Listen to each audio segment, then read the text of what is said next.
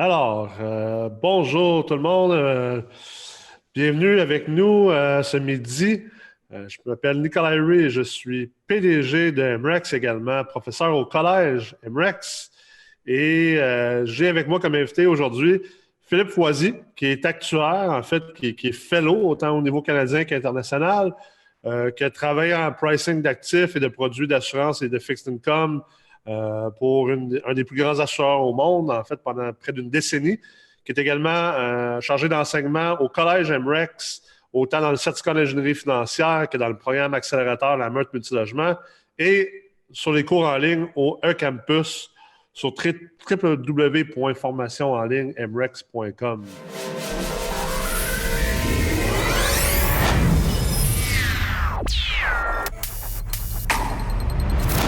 Alors, on est ici aujourd'hui pour discuter des risques, comment gérer les risques dans le marché multilogement avec tout ce qui se passe présentement avec le COVID-19, avec la pandémie qui a lieu et bien sûr avec la récession que plusieurs vont dire on est déjà dedans ou certains vont dire qu'elle est imminente ou à venir. Je suis de ceux qui pensent qu'on est déjà en récession. Philippe, merci d'être là aujourd'hui. Merci Nicolas pour l'invitation. Alors, on est vraiment choyé de pouvoir être dans les positions dans lesquelles on est, je pense, présentement. Je suis toujours quelqu'un qui essaie de voir le verre comme étant à moitié rempli plutôt qu'à moitié vide. Je pense que c'est un moment extrêmement opportun pour apprendre, pour devenir un meilleur investisseur immobilier, une meilleure personne aussi, bien sûr.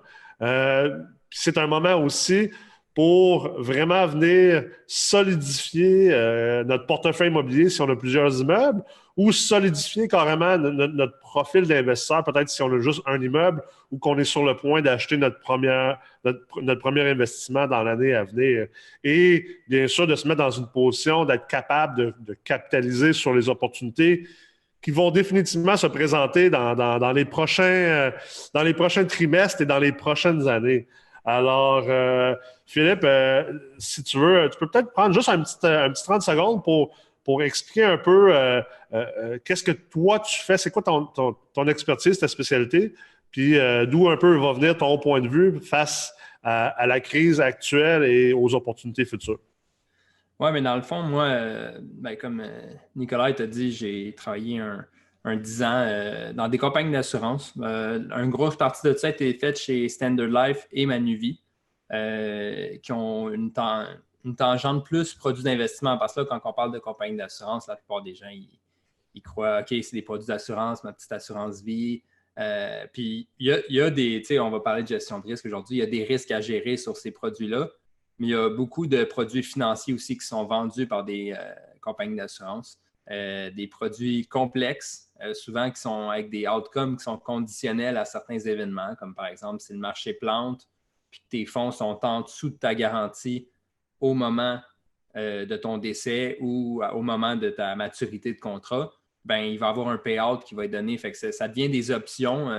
Dans le jargon d'ingénierie financière, on parle des put options là, ou des call options, des options de vente qui sont imbriquées là-dedans. Tout ça, pas pour aller dans le détail de OK, ces produits-là, mais de dire qu'au niveau financier, il y a beaucoup de risques qui sont à gérer. Les risques financiers sont complexes. C'est quelque chose qu'on peut essayer de vulgariser, mais qu'on ne peut pas simplifier nécessairement. Puis en immobilier, c'est la même chose. Il y a beaucoup de risques, puis moi, dans le fond, le monde, souvent, quand ils entendent parler d'un actuaire, ils disent « C'est quoi ça, un actuaire? C'est quoi que ça fait à part de l'argent? » C'est ça que le monde ils disent. Mais en fait, le core de ce qu'on fait, c'est de la gestion de risque. C'est ça. Toutes les études qu'on a faites sur les distributions de probabilités, sur les mathématiques financières, c'est pour gérer du risque. Puis la gestion de risque, on en parle souvent, moi puis toi, c'est pas si populaire que ça. Hein. C'est pas un concept qui est sexy, c'est pas un concept qui est populaire. Puis, tu sais, c'est certain qu'on est très connu pour l'ingénierie financière dans le domaine multilogement. C'est entre autres grandement ce que MREX et moi-même, et ensuite toi qui viens m'appuyer là-dedans, a apporté au marché québécois de l'investissement immobilier le concept d'appliquer une vision plus sophistiquée, des outils d'analyse plus sophistiqués à l'investissement immobilier. Puis l'ingénierie financière, c'est sûr que c'est sexy dans dans l'instance où on veut maximiser nos rendements, jouer avec plusieurs sources de capital, rendre nos transactions plus profitables, malgré qu'exemple, un marché peut commencer à devenir moins profitable. Mais ça reste que ultimement, le core de l'ingénierie financière, le core de ce qu'on enseigne chez MREX depuis environ 3 ans maintenant, c'est la gestion de risque. Parce que sans gestion de risque, tu peux pas parler de rendement. Si tu es en faillite, il n'y en a pas de rendement. Tu sais. Puis, je prends toujours l'allégorie de mon ancienne carrière comme chef de performance humaine pour les équipes olympiques canadiennes. Les athlètes de haut niveau font tous les mêmes erreurs que les investisseurs immobiliers. Les athlètes de haut niveau veulent toujours plus de force, puis de puissance, puis être plus rapides, puis ils veulent toujours avoir des meilleurs résultats comme ça. Et l'approche, moi, qui m'a amené beaucoup de succès à travers 3 Jeux olympiques, à travers des Coupes du monde, à travers une grande carrière là-dedans, c'était une vision, une philosophie de dire tu as probablement déjà en masse de force puis de vitesse, sûrement que tu ne l'utilises même pas à bon escient parce que ton système nerveux n'est pas assez efficace, tes patrons moteurs ne sont pas bien enregistrés. Et de toute façon, si tu es blessé tout le temps ou que tu n'es pas capable d'utiliser la force que tu as à 100%, bien, pourquoi on se concentrait davantage à augmenter ta force? Puis c'est un peu la même chose avec les investisseurs. Il y a beaucoup d'investisseurs qui tombent, c'est normal, dans un marché haussier, quand les valeurs augmentent un peu naturellement. Les gens se concentrent juste sur le profit, le rendement. Mais ultimement, si tu n'es pas bien structuré, bien, tout ce beau profit et ce beau rendement-là, en fait, tu peux complètement le perdre et même plus encore dans des moments de marché baissier, dans des moments de crise, dans des moments de crash, dans des moments de récession et pire, des moments de dépression. Exact. Puis, dans le fond, ça revient, on dit que c'est pas super attrayant. C'est pas juste en investissement immobilier que c'est comme ça. C'est pas juste justement dans le sport parce qu'on a tous, je pense, une tendance à vouloir aller plus vite, à vouloir aller... la croissance. Même moi, au day-to-day, je sais que je me bats constamment avec ce réflexe-là. On veut grossir plus vite. Ben oui. C'est pas le fun de se faire dire de ralentir un peu afin de gérer des risques, justement. Dans le fond, on peut regarder même la crise actuelle de ce qui se passe. Une pandémie, au niveau probabilité, c'est un événement quand même catastrophique là, quand on parle, un article qu'on va sortir là-dessus, mais quand on parle dans la fin de la distribution de probabilité, là, les événements les pires, c'est un événement qui historiquement est arrivé aux 100 ans ou aux 200 ans. Okay? On a eu la grippe espagnole il y a exactement 100 ans. Avant ça, il y avait des épidémies de peste à tous les 100-200 ans pendant le Moyen-Âge. Toutes sortes. C'est des choses qui sont peu probables, qui font mal, mais ce n'est pas ce qu'on appelle, dans le jargon aussi, un black swan, un signe noir que tu n'as pas vu venir, là, qui sort de nulle part. Tu le sais que ça existe. Tu le sais c'est pas comme si des extraterrestres débarquaient de nulle part et prenaient la Terre. Tu sais. Exact. Ça, c'est un petit peu plus... C'est un black swan event dans le fait que la profondeur et l'intensité, la rapidité de la pandémie qu'on vit c'est jamais vu depuis la grippe espagnole. Il n'y a personne, je pense, qui est ici aujourd'hui qui a vécu la grippe espagnole. Je serais surpris. mais ça reste que, tu sais, exemple, tu as un Bill Gates, que ça fait quoi? Il y a un TEDx qui circule sur YouTube. Exact, de 5 ans à peu près. 2-3 ans qui dit préparez-vous, il y a une grosse pandémie qui s'en vient. Tu sais. Oui, mais c'est ça, c'est pour amener au fait que la gestion de risque, c'est pas juste les investisseurs immobiliers, même nos gouvernements en ce moment, puis ils font un excellent travail là, dans les circonstances, là, mais je ne suis pas au courant, mais je ne suis pas sûr qu'ils ont des départements de gestion de risque là, très étoffés comme certaines compagnies financières vont avoir. Là, que ce soit justement une compagnie comme Manuvie, Sun Life ou la Banque Royale, les grandes institutions financières, ils ont des armées de gestion de risque. Là, de staff. Je sais qu'à la CHL, eux autres aussi, ils doivent être quand même pas pires là-dessus. C'est ça, ils sont pas pires, sauf que ça reste qu'en ce moment, ce qu'on vit, c'est carrément dans la queue de la distribution, comme tu dis, au niveau là. On est dans un extrême en ce moment. Oui, exact. C'est vraiment un extrême.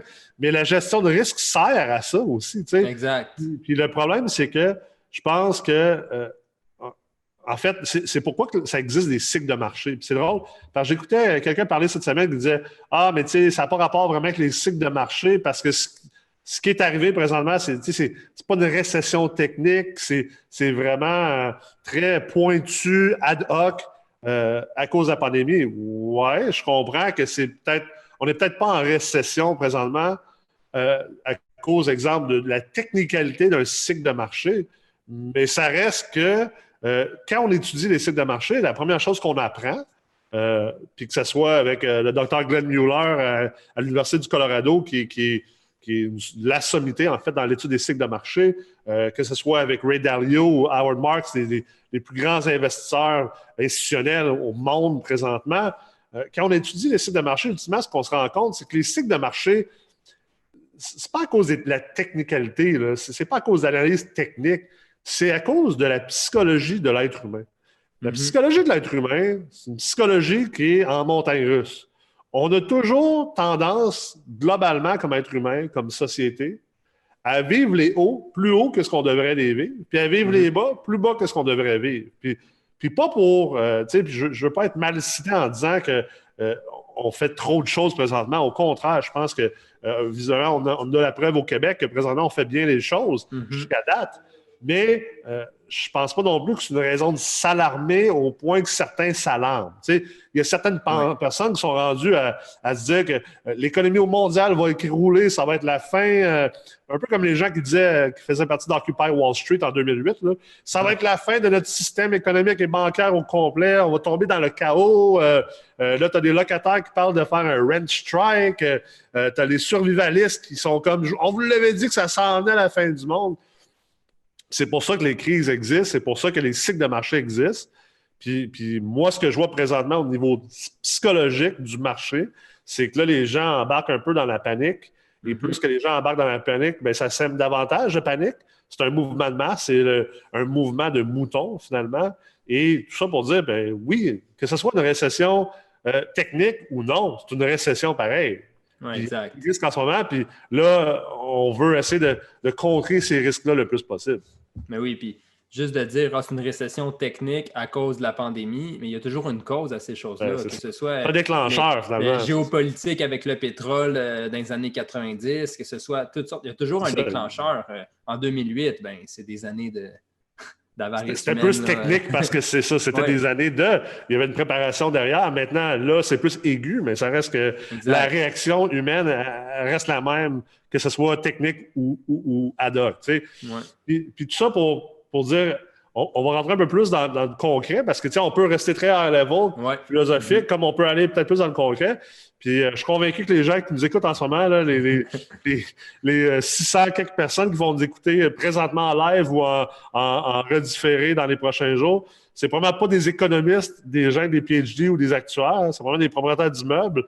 Fait qu'on va essayer de garder ça le plus groundé pour eux autres.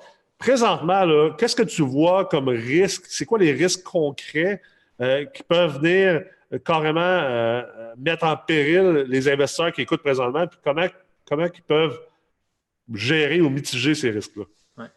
Bien, moi, le risque depuis le début que je vois le plus gros, c'est sûr qu'on va commencer large puis on va aller plus spécifique, mais c'est le même risque qu'il y a toujours en immobilier, c'est le risque de liquidité.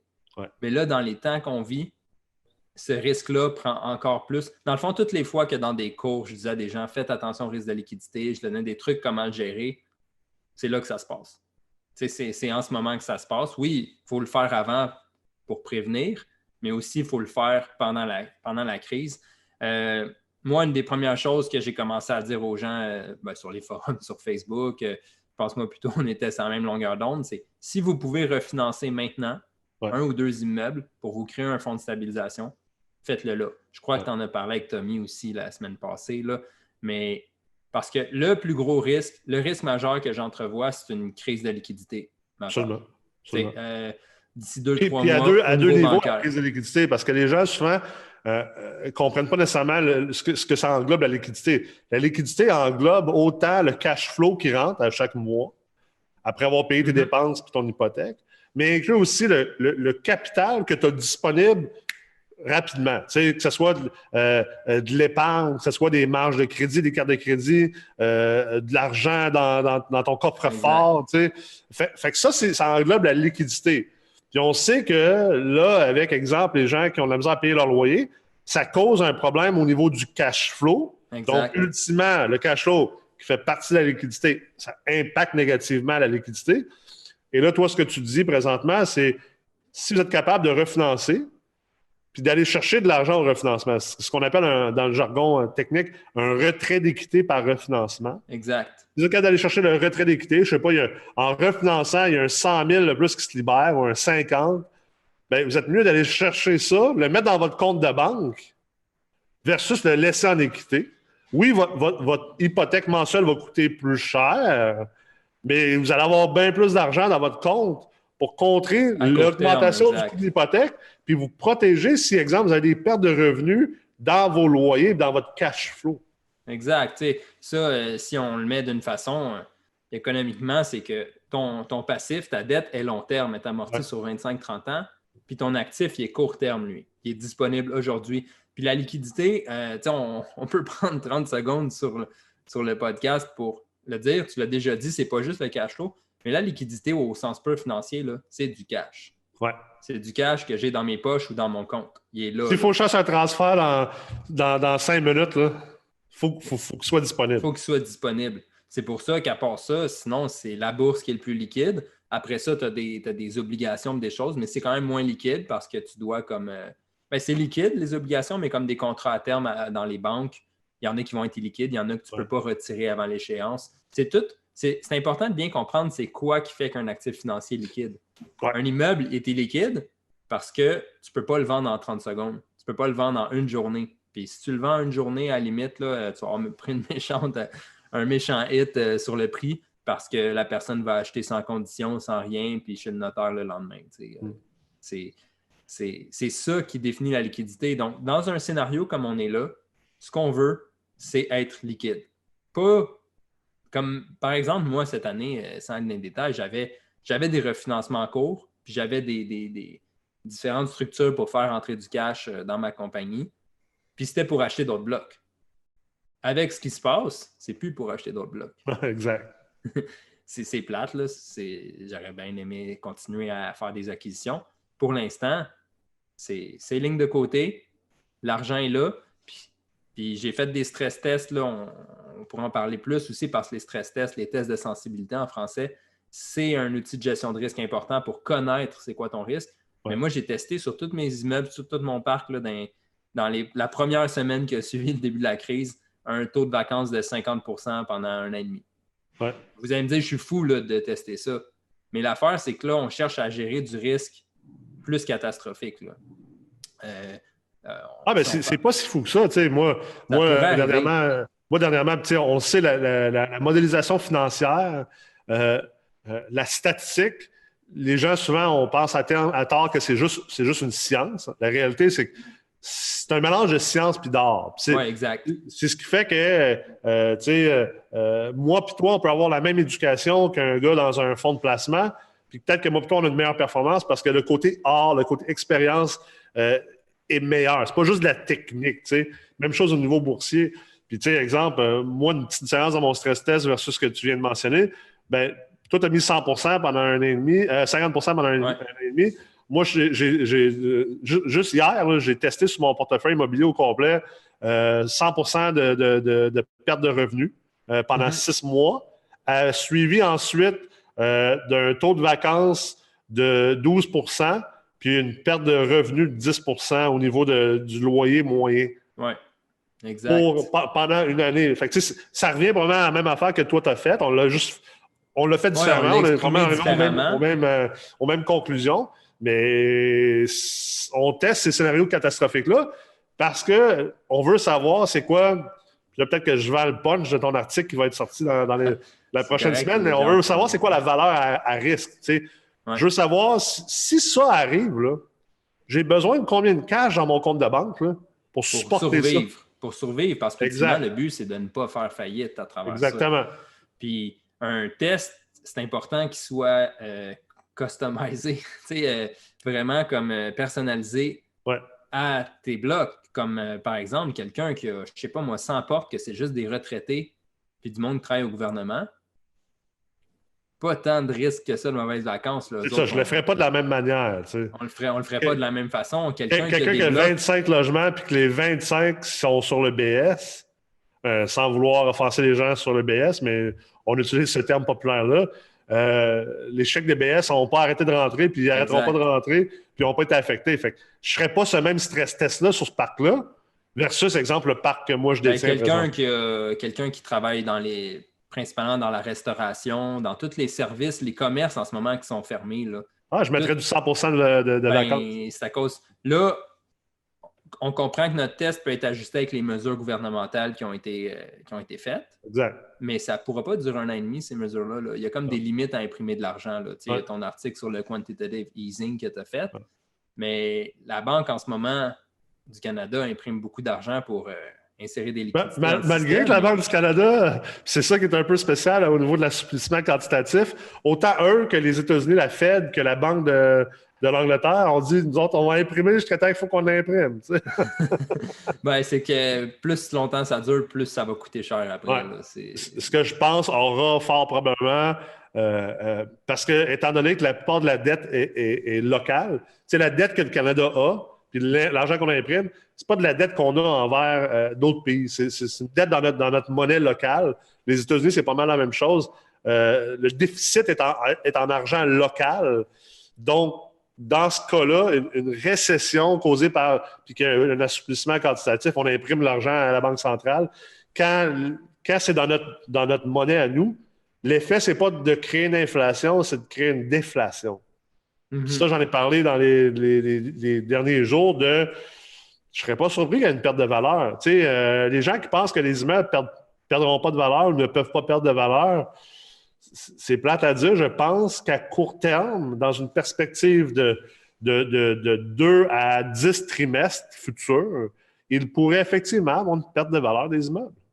C'est pour ça, exact, qu'il faut faire ces tests-là. Puis quand on teste, on veut tester la liquidité, mais on veut aussi tester les valeurs des immeubles si jamais on a besoin de retirer. C'est pour ça qu'on dit, en plus de retirer l'équité tout de suite aujourd'hui, si vous êtes capable, parce que premièrement, on ne sait pas si vous êtes capable de faire un refinancement dans 2 mois, dans 3 mois, dans 6 mois, parce que déjà, en ce moment, la plupart des institutions financières ont fermé les valves complètement sur les nouveaux prêts. Si vous êtes déjà client chez eux, il y a encore des choses à faire. Mais pendant combien de temps? Peut-être que dans 2 mois, même si vous êtes client chez eux, même les refinancements, ça va être fini. Il va juste rester les renouvellements. Puis un renouvellement, tu ne peux pas faire un retrait d'équité. Fait que ça c'est la première chose. La deuxième chose, c'est exemple, une perte des valeurs. Mettons que dans 2 trimestres, dans 3 trimestres, tu prévoyais faire ton refinancement ou vendre. S'il y a une perte de valeur, le monde va dire « Ouais, mais les taux d'intérêt n'augmenteront pas, fait que les valeurs économiques ne seront pas affectées. » Oui, mais attendez. Le refinancement, le financement, l'achat est toujours basé sur le moindre de. Le moindre de la valeur marchande et la valeur économique. Exact. Même si la valeur économique, elle ne bouge pas parce que les taux d'intérêt ne bougent pas, bien, ça se peut que les valeurs marchandes drop et là, ton refinancement, tu ne seras pas plus avancé. Fait que si tu es capable de te refinancer dans le futur, bien, peut-être que tu vas te refinancer sur une valeur moindre. Et ça, c'est troisièmement, en estimant que les taux d'intérêt n'augmenteront pas. On n'a pas de boule de cristal. Exact, c'est ça. On ne sait pas ce qui va arriver. Puis les taux d'intérêt, ce n'est pas la seule chose qui affecte les financements. L'accès au crédit est même plus important que les taux d'intérêt parce qu'on le voit comme présentement, les taux d'intérêt ont droppé, mais la plupart du monde ne sont pas capables de se financer parce que les banques ne sont plus capables de fournir. Les banques gardent la liquidité à l'interne parce qu'ils offrent des moratoires sur les paiements hypothécaires. Fait qu'ils veulent garder leurs livres saines. Fait qu'au lieu de prêter l'argent aux gens comme nous, que la Banque du Canada leur a donné en rachetant des obligations, ben, ils la gardent chez eux pour être plus safe. Exact. C'est correct. Là, je veux dire, c'est pas correct. C'est qu'eux autres font leur gestion de risque de leur côté. Ça.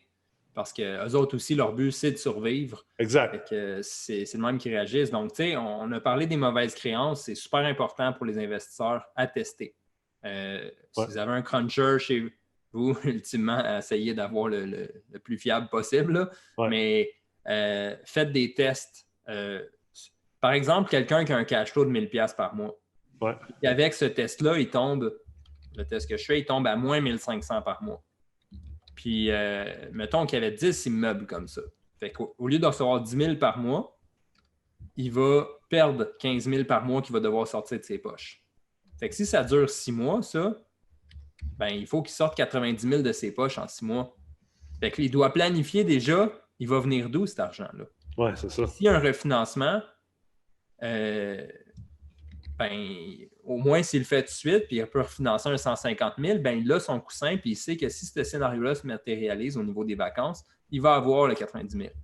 Là, on est tous tristes pour cette personne-là ou n'importe qui d'autre. Là. Il va avoir perdu 90 000. T'sais, en profit d'opération, là, il va avoir perdu 90 000 cette année-là. Ouais. Mais le but, c'est pas de pas, dans un scénario comme ça, ben, j'ose croire, on veut tous faire de l'argent quand même, mais le but, c'est pas de ne pas perdre d'argent. Le but, c'est de survivre. Le but, c'est que dans 10 ans, tu sois encore là. Que tout l'écosystème puis la compagnie que tu as bâtie, l'écosystème de cash flow puis tout, ils soient encore là. Fait que ça se peut qu'ils prennent un hit. Comme quelqu'un en bourse peut prendre un moins 20% une année, puis ouais, il a perdu de l'argent. Puis peut-être que là-dedans, il fallait qu'il fasse des retraits, fait qu'il a vraiment matérialisé sa perte. Mais à long terme, il va reprendre.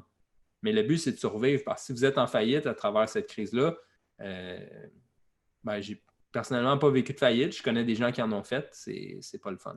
Moi, j'en ai déjà vécu une, c'est vraiment pas le fun. C'est vraiment pas le fun. Fait que c'est ça. On martèle les gens avec la gestion de risque, mais c'est ça. Oui, puis c'est ça l'important. Moi, j'aime utiliser l'allégorie dans l'instant où on est présentement de la vague ou du tsunami. Tu sais, tu es à la plage, il y a une immense vague qui s'en vient. C'est sûr que tu vas te faire varloper. C'est sûr. C'est impossible. Tu sais. Mais tu gères le risque le plus possible en disant peut-être qu'au lieu de rester là comme une statue puis de te faire frapper head-on, ben, tu plonges dans la vague. Tu sais, il y a différentes choses que tu peux faire pour être capable d'être sûr de te relever une fois que la vague est passée. Parce qu'il y a des gens qui ne s'en relèveront pas.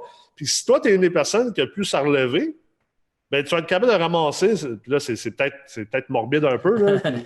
Bon exemple. Tu vas être capable de ramasser toute leur planche de surf. Puis là, tu vas être le gars avec toutes les planches de surf. C'est un peu comme ça que les immeubles. Il y en a qui vont perdre leurs immeubles. Il y en a qui vont faire faillite, malheureusement. C'est plate, là, puis je ne souhaite pas ça à personne, mais votre job comme investisseur, c'est d'être un réaliste. C'est pas les calinours et les licornes.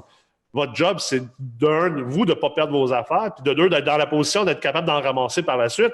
Parce que c'est ces moments-là qui sont les plus grands créateurs de richesse si vous avez fait votre job au niveau de la gestion de risque.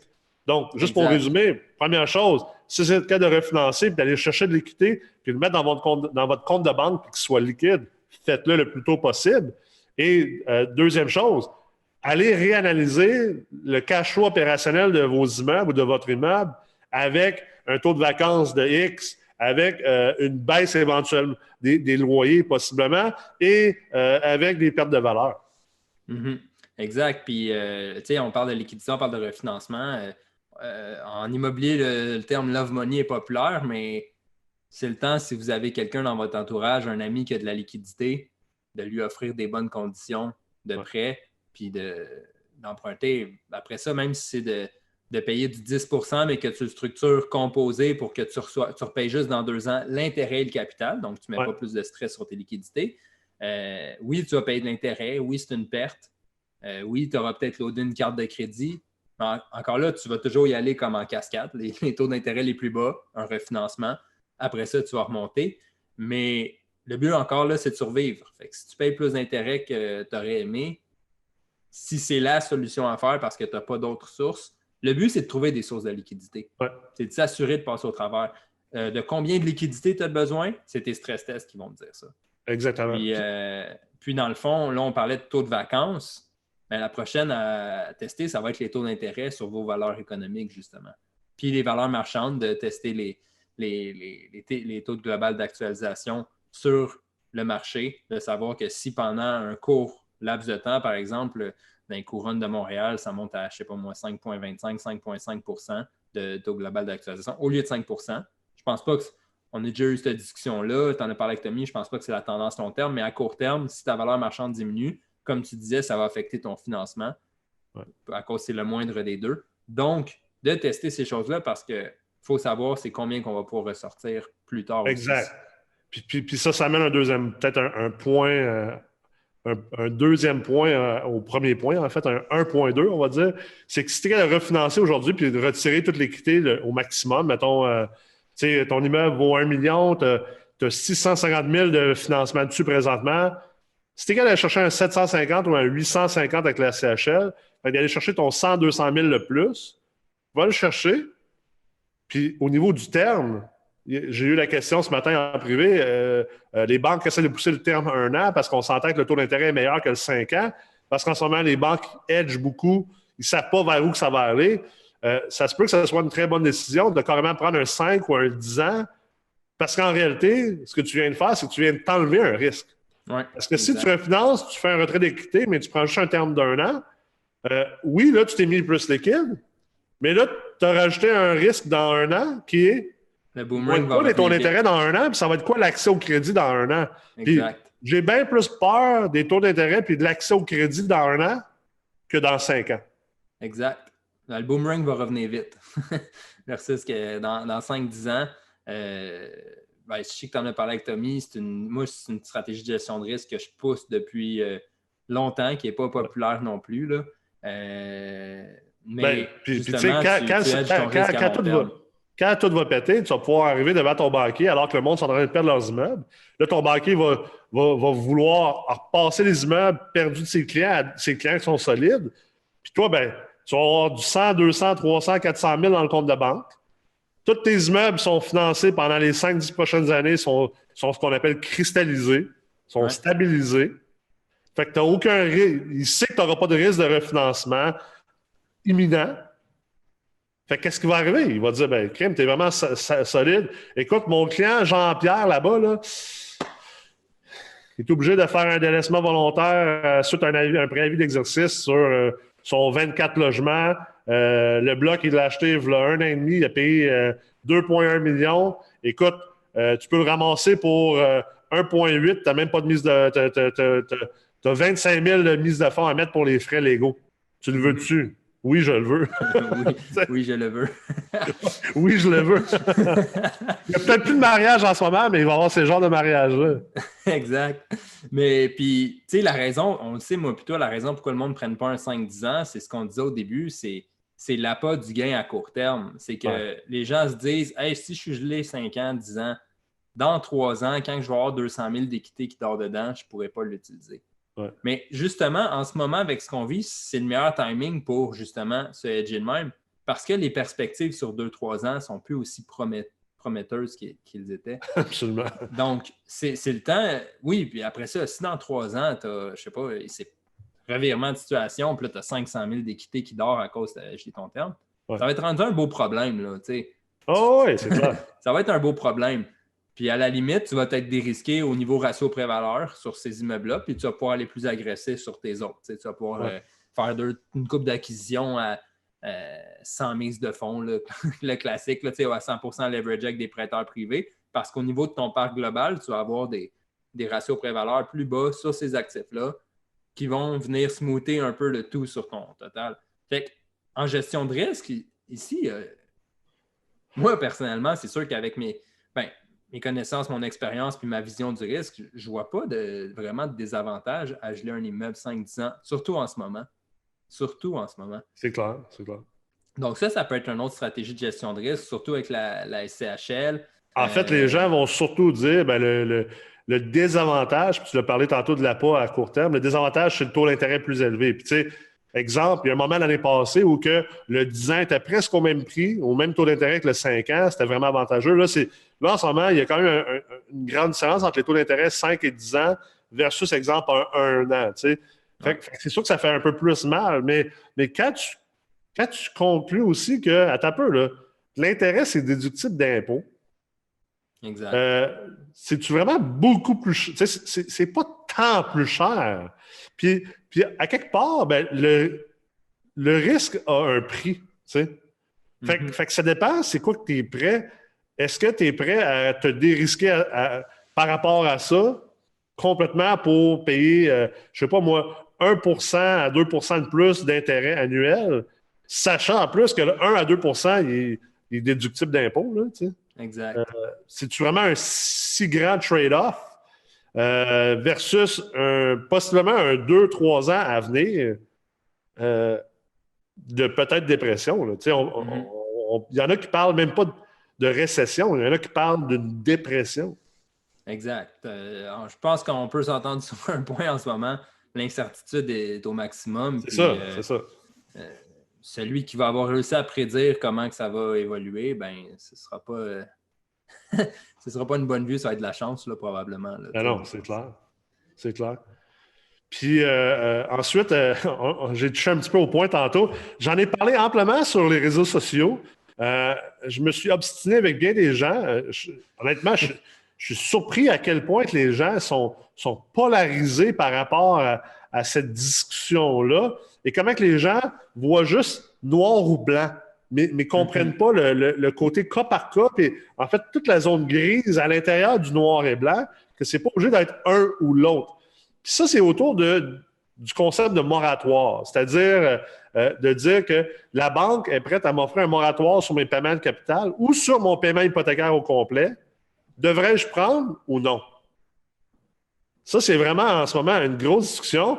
Tu sais, tu as comme un camp qui dit prenez-le pas du tout, c'est horrible, ça va affecter votre crédit, même si tout le monde dit que ça ne le fera pas. Puis, tu sais, je veux dire, il y a des articles de journaux qui contredisent autant un côté que l'autre côté. Ouais. La réalité, c'est qu'on ne sait pas ce que ça va faire réellement là, au niveau de Equifax TransUnion. Puis même si on a émis des communiqués comme notre CFO chez MREX, Dr Bordelot a dit, ça reste que les algorithmes ils ne seront pas changés.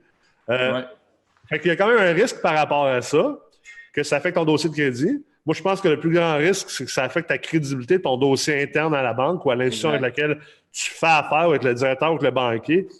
Surtout si c'est rapide dans le processus. Surtout si c'est rapide. Surtout si dès le 1er avril, tu dis « J'ai besoin d'un moratoire sur mon hypothèque le 1er avril. » Voyons, la crise, elle vient de commencer. Tu sais, techniquement, là, comme investisseur immobilier multilogement, la manière que le financement est structuré, c'est qu'il y a quelque chose qui s'appelle le ratio de couverture de dette. Le ratio de couverture de dette indique que le financement a fait en sorte que tes revenus moins tes dépenses devraient être 15 à 30 % plus élevés que le coût de ton hypothèque. Fait que techniquement, tu es supposé déjà à la base, hein, peu importe ce qui se passe, pandémie, attaque nucléaire, attaque d'extraterrestres, attaque des chimpanzés et des singes avec la planète des singes, tu es supposé être capable de supporter 15 à 30 % de perte de revenus. On s'entend-tu? Exact. OK. Fait 15 à 30 % de perte des revenus, c'est quand même beaucoup. Là, je veux dire, si tu as 6 logements, on parle de 1 à 2 logements qui ne payent pas sur les 6. Ce qui est quand même beaucoup. Là, c'est pas vrai que tout le monde ne paye plus son loyer. Mais mettons là, que 15 à 30 %, mettons que tu as un taux de mauvaise créance qui est plus élevé que 30 %. OK? Mais normalement, là, moi, tout investisseur immobilier sophistiqué, intelligent et bien structuré, surtout qui a fait des cours d'ingénierie financière chez MREX, normalement, devrait avoir une marge de crédit aux alentours d'un 10 % du montant du prêt hypothécaire. Fait que si tu achètes un bloc, tu as 500 000 d'hypothèque, tu devrais avoir une marge de crédit de 50 000. Bien, 50 000 sur un immeuble qui a une hypothèque de 500 000, ça devrait être assez pour te permettre de supporter plusieurs mois à un taux de vacances de 100 %. Et je l'ai fait l'exercice cette semaine dans le chiffrier.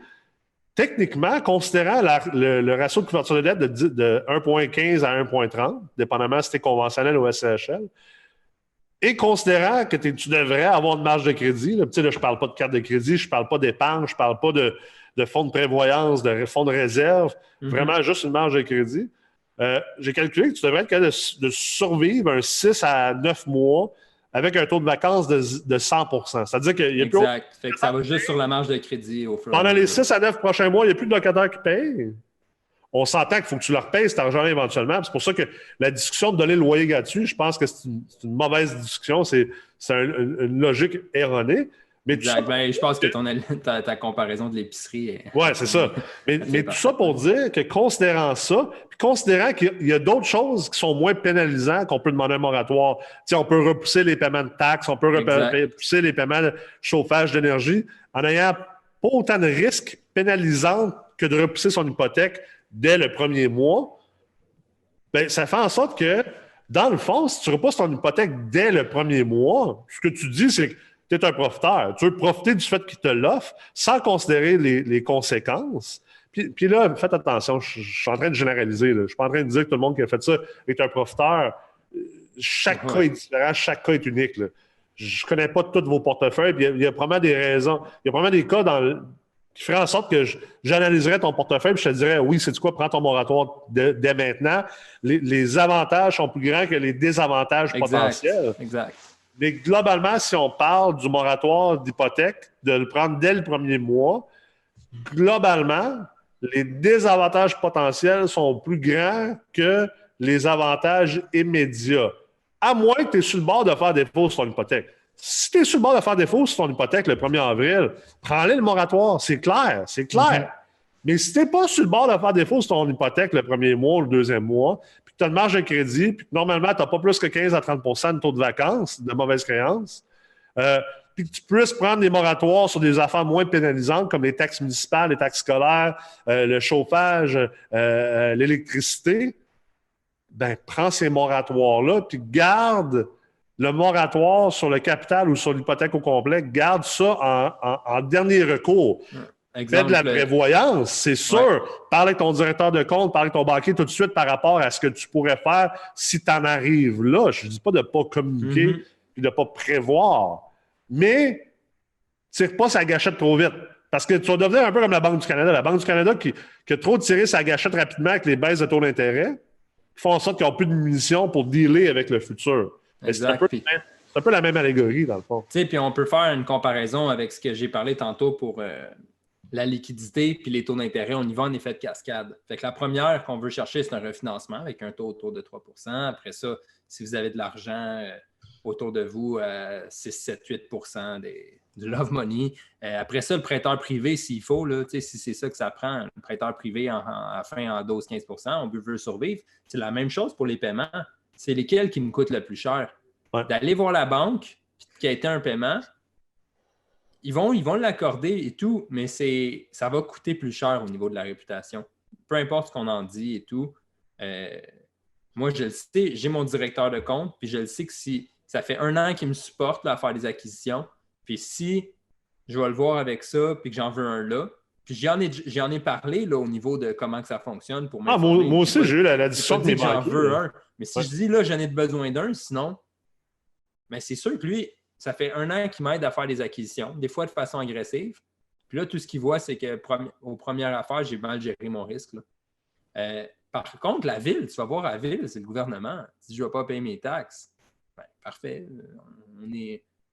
On est une OSBL, nous autres, là, on est le gouvernement, tu sais, dans le sens que là, je l'exagère un petit peu, mais la ville, sa perception face à toi versus une banque, c'est pas la même affaire. C'est pas vrai quand tu vas à la ville dans 1 an et demi pour demander une dérogation pour une subdivision, un agrandissement, qui vont se rappeler que tu as rapporté tes taxes. Là. Ça me fait rappeler 2 nuances aussi que je vais être sûr qu'on traite par rapport au moratoire de l'hypothèque. Première chose, si tu as parlé à ton banquier, tu expliques la situation.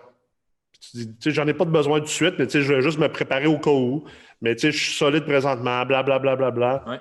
Puis qu'il dit, ah, ben c'est cool, mais je te l'offre pour que tu aies plus de liquidité. Je pense que c'est une bonne décision.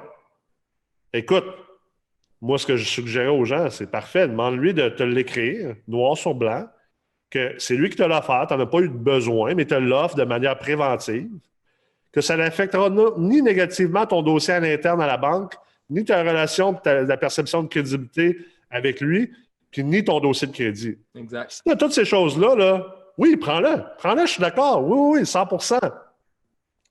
Mais de l'autre manière, si tu n'offres pas ces choses-là, tu n'en as pas de besoin, ben, tu sais, la discussion que j'ai eue avec mes banquiers, c'est comme, ben, correct, je vais juste m'informer. J'en ai pas de besoin. On est très solide financièrement. Mais le jour que les gens qui ne sont pas solides financièrement commencent à péter, bien encore plus, ce banquier-là va penser m'appeler pour dire, hey, ça te tente-tu de ramasser l'immeuble de Joe Blow là-bas que lui n'était pas solide financièrement? Exact. Ben oui, ça me tente. Puis là, il va être comme parfait, je vais t'aider à le faire parce qu'il savait que il sait que tu es un client qui a bien géré ses choses, qui est en bonne posture, peu importe que ce soit une pandémie ou une attaque nucléaire ou une attaque d'extraterrestres. Fait que, tu sais, c'est pour ça que la réponse n'est pas noir ou blanc. C'est un entre-deux. Puis l'autre point, c'est si tu es capable de refinancer et de faire un retrait d'équité, tu es mieux de faire ça que de prendre le report d'hypothèque. Parce qu'il y a moins de conséquences négatives par rapport à ça versus le report d'hypothèque qui a peut-être des conséquences négatives. Je ne dis pas qu'il va y avoir des conséquences négatives. Ce que je dis, c'est qu'on ne le sait pas. Puis ne pas le savoir, ben, c'est un grand risque. Non, exact. Puis dans tous les deux cas, financièrement, tu as le même effet net. Là. Si tu reportes en capital, ton intérêt est accumulé sur cette dette-là. Si tu refinances, ben oui, c'est un plus gros montant, mais tu as un plus gros coussin de sécurité pour d'autres choses. Là. Puis c'est le même taux d'intérêt aussi. Là. C'est un taux d'intérêt de prêt hypothécaire là, avec une garantie de premier rang. Absolument, absolument. Maintenant, je pense qu'on a parlé beaucoup des risques. Je ne sais pas si toi, t'en voyais encore des risques là-dedans. Qu'est-ce que tu voyais? Sinon, je pense qu'on peut aller du côté d'opportunités. Exact. Parler plus du côté positif, les opportunités qui vont venir dans la prochaine année ou dans les prochaines années. Qu'est-ce que toi, tu vois comme opportunité pour les gens qui vont réussir à s'enrelever après la vague? Là? Exact. Bien, surtout ceux qui ont refinancé au moment que les valeurs sont... On parlait des valeurs marchandes tout à l'heure. Il y a quand même des bonnes chances, dépendant que ça évolue, que ça diminue à court terme. Tu en as parlé dans ton webinaire samedi midi là, avec les différents graphiques. C'était intéressant. Justement, on voit que ça peut descendre, ça va remonter. Si tu réussis à refinancer au moment que c'est quand même encore dans une bonne valeur, bien, ta liquidité, là, tu vas rester liquide, puis en attendant, sans dire au monde quoi faire avec leur argent, bien, on peut la laisser dormir, OK, dans un environnement dans lequel c'est le temps que je dis aux gens, bien, des fois, tu peux juste la laisser dormir dans le compte. Ouais. C'est beau le coup d'opportunité, mais il y a des choses à gérer. Là, je pense, bien, personnellement, je pense qu'il peut y avoir des belles opportunités en bourse en ce moment. Fait que ça peut être le moment de, des fois même, juste bouger des actifs temporairement, même si on sait qu'on veut investir en immobilier à long terme, temporairement de reprendre un upside d'un côté, tout en assumant le risque. Là. Je ne dis pas que la bourse n'est pas risquée en ce moment, au contraire. Là. Je dis juste si tu as la connaissance pour aussi. Là, si tu ne connais rien en bourse et que tu n'en as jamais fait... Oui, ou du moins entoure-toi comme il faut puis fais-le de façon stratégique. Mais ce que je veux dire, c'est que les opportunités qui vont venir en immobilier, ben, il y en a en ce moment en bourse. Fait que des fois, c'est juste de faire bouger l'argent comme ça. Après ça, c'est si vous vous êtes mis liquide maintenant, ben, c'est sûr qu'il y a tous les exemples de reprise puis que vous êtes positionné au niveau de votre crédibilité. C'est sûr qu'il y a toutes les opportunités de reprise qui pourraient venir. Mais aussi juste de dire, voir le marché, quand que des vendeurs en difficulté vont mettre leurs immeubles à vendre parce qu'ils ne seront pas rendus au stade de la reprise, ben, tu vas être prête à faire feu vide. Justement, comme tu disais, les munitions, ils vont être là. Fait que ça, c'est une des belles opportunités. On a parlé de gestion de risque. Moi, je crois quand même qu'au niveau de l'apprentissage, c'est une opportunité en ce moment. Okay? Ceux qui ne géraient pas leur risque dans leur portefeuille dans les 2 dernières années, puis que les commencent à y penser pendant la crise, OK, il faudrait peut-être que je fasse quelque chose. Puis c'est mieux vaut tard que jamais. Je crois que c'est une bonne chose que tout à coup, ça attire l'attention des gens. En fait, la gestion du risque a toujours pris un peu plus de glamour là, dans les moments de crise. Là, dans les années 90, les coopérants, la compagnie d'assurance a fait faillite. Puis les techniques d'évaluation et de gestion de risque ont complètement changé dans le monde de l'assurance. C'est toujours suivi des crises. En 2008, ben, la gestion de risque a pris une toute nouvelle tournure aussi suite à ça. Oui, tout ce qui est la VAR, la Value at Risk, avec les obligations de Basel II, Basel III. Puis, exact. Fait que même dans les cadres réglementaires, au Canada, on le dit souvent, là, on est très bien réglementé au niveau bancaire, même au niveau compagnie d'assurance. Là. Je pense que les gens n'ont pas idée des quantités de surplus en dollars que les compagnies d'assurance doivent mettre de côté quand ils émettent un simple contrat d'assurance ou de l'opportunité, tu sais, à quelque part, est-ce que tu veux passer à côté de l'opportunité d'immeubles qui peuvent perdre de 20 à 40 de leur valeur? Tu sais, je l'ai montré dans la graphique, justement, comme tu disais dans ma présentation l'autre fois. Il y a certains endroits aux États-Unis, en 2008, où que les immeubles multilogements ont perdu jusqu'à 40 de leur valeur. Tu sais, au niveau des indices de prix, là, est-ce que tu vas être bien positionné pour ramasser ne serait-ce que des immeubles à 10 de moins qu'aujourd'hui? Tu sais, exact, parce que... Puis écoute, s'il y en a à 25, puis à 30, puis à 40, là, je pense que c'est toute qu'une opportunité. Puis tu sais, c'est drôle parce que ça fait des années que j'entends le monde dire « Ah, si jamais j'avais commencé à investir en 2006 ou 2004 ou en 97 ou en 96, wow, ça c'était vraiment les belles années. T'sais. N'importe qui pouvait se mettre riche, n'importe qui, c'était vraiment incroyable. Ben, on est peut-être, on s'en va peut-être vers ça. On s'en va peut-être vers cette période-là dont on rêvait toujours que les gens plus vieux que nous ont vécu, que les grandes fortunes immobilières ont vécu, puis qui ont souvent accéléré leur croissance à travers ces moments-là. Ben, devant nous, pour les prochaines années, on a peut-être une nouvelle fenêtre qu'on ne pensait pas revivre si tôt. On pensait même pas. Je sais qu'il y en a qui ne pensaient même jamais le revivre. Ils disaient Ah, plus jamais on va revivre ça. Surtout les gens qui ne comprennent pas les cycles de marché. Moi, perso, je ne pensais pas qu'on allait revivre ça aussi rapidement. Dans ma tête, c'était encore dans un. Je voyais ça peut-être dans un 3, 4, 5, 6, 7 ans même. Là, c'est juste que le coronavirus a vraiment déclenché l'accélération du cycle de marché, dans le fond, de comment on va passer à travers le cycle de marché, parce qu'elle était soutenue artificiellement par les banques centrales et les gouvernements. Là, ça a comme accéléré notre déphasement dans le cycle de marché. Mm-hmm. Moi, je vais être bien placé dans un an ou dans 3 mois ou dans 6 mois ou dans un an et demi. Là, puis je sais qu'il y a beaucoup de gens qui disent « Ah, les immeubles ne perdront pas de valeur ». Moi, dès que quelqu'un dit quelque chose comme ça, je vraiment doute son expertise ou sa capacité de réflexion parce que ce qui est le plus dangereux, c'est ce qu'on pense savoir. Mm-hmm.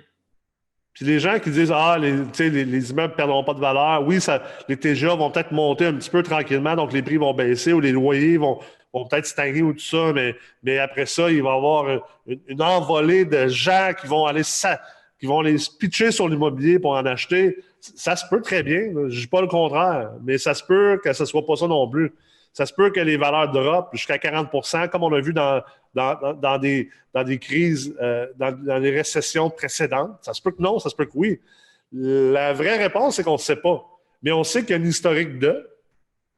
Alors, est-ce que tu veux être celui qui dit « Ah, c'est pas ça qui va arriver » ou tu veux être celui qui dit « Je ne sais pas ce qui va arriver, mais c'est une possibilité. » Puis je vais être prête si ça arrive aussi. Exact. Parce que c'est ça, moi, j'ai vraiment aimé là, dans ta présentation de samedi que tu voyais la reprise, là, puis comment que les loyers, une couple d'années, une couple de trimestres après la drop, étaient à un certain pourcentage plus élevé, pas d'après la drop, là, du niveau avant drop. Puis ça, c'est super intéressant à voir parce que tu en parlais avec Tommy. Dans 5 ans, le Canada, il va peut-être être encore plus attrayant qu'il l'était au niveau du multilogement, au niveau des classes d'actifs. Cette classe d'actifs-là pourrait, parce qu'après ça, tout est relatif. Il peut mal performer, mais il peut mieux performer que la bourse et les autres affaires. Ouais. Fait en relatif, s'il performe mieux que les autres, puis que les gens ils voient justement le fameux trade-off, là, rendement-risque qui est vraiment dans un sweet spot, ça peut favoriser après la reprise, mais si tu es prête à acheter pendant que les valeurs sont plus basses, ben c'est là qu'après ça, tu te donnes des belles chances de ton côté pour la suite des choses. Absolument. C'est pas parce que moi, j'ai acheté 6-7 immeubles là, en 2019. Toi aussi, je crois que tu as acheté beaucoup. Ça ne veut pas dire qu'on a fait des mauvais moves. Là. Les gens qui disent « Ah non, moi, j'achète, ça faisait 5. » Ça faisait 7 ans que j'achetais rien parce que j'attendais ce moment-là. Ça ne veut pas dire que les gens qui ont acheté dernièrement ont fait des mauvais moves. S'ils ont bien géré leur risque, l'important, c'est encore là, on fait en gestion de risque. Si on bien géré leur risque, ces moves-là vont survivre dans le temps, vont payer leurs dividendes, puis bien structurer justement avec les refinancements, avec la liquidité qu'on va avoir été chercher de ces investissements passés-là, on va être prête pour le prochain cycle de marché ou pour le cycle présent aussi, là, pour ce qu'on vit. Absolument. C'est sûr qu'il il va y en avoir beaucoup d'opportunités. C'est dur de les quantifier. Je crois que le message important, c'est d'être prête, puis de se structurer, puis d'utiliser cette période-là pour s'éduquer aussi. Là. C'est clair. S'éduquer, comme on dit, la gestion de risque, que ça devienne quelque chose de plus glamour là, pour c'est clair. C'est le temps de s'éduquer, c'est le temps de réfléchir, c'est le temps de stabiliser son positionnement, c'est le temps d'instaurer des systèmes, c'est le temps de faire toutes les choses qui sont moins sexy que juste d'acheter des immeubles, puis collecter des chèques, puis aller en voyage, puis aller dans le sud, puis faire ces choses-là. Tu sais, c'est le temps de faire les choses qu'on n'a jamais... Pas qu'on n'a jamais le temps de faire, mais qu'on remet toujours à plus tard. C'est là qu'on devrait le parce faire. que c'est trop facile à faire dans un contexte où tout va bien. Là. Fait que, tu sais, je pense qu'on a fait le tour de la question en masse aujourd'hui. J'aimerais te remercier beaucoup d'avoir été là. J'aimerais remercier aussi les gens qui étaient à l'écoute. N'oubliez pas de vous inscrire à formationenligne.mrex.com. C'est notre e-campus. Donc, il y a un paquet de cours qu'on est en train de mettre en ligne présentement pour vous aider à étudier de la maison pendant cette crise, cette pandémie-là, en espérant que ça vous aide dans votre prise de décision. Et également, n'oubliez pas aussi que le certificat d'ingénierie financière, dans lequel autant moi et Philippe, on enseigne, aura lieu également à la fin du mois d'avril, entièrement à distance. Donc, ce n'est pas affecté par la pandémie. Et également, la prochaine cohorte de la MERC, l'accélérateur, qui débutera en mai également, n'est pas affecté par la pandémie.